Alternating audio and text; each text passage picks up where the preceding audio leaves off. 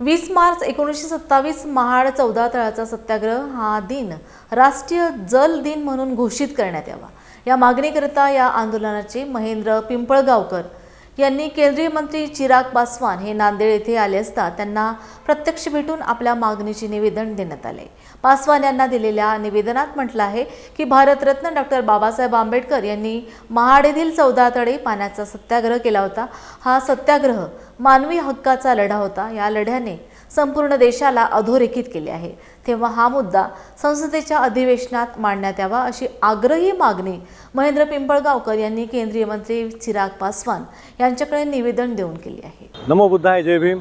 मी महेंद्र पिंपळगावकर 20 मार्च महाड 14 तळ्याचा सत्याग्रह हा राष्ट्रीय जलदिन घोषित व्हावा म्हणून गेल्या 2 वर्षापासून आंदोलन छेडलेलं आहे।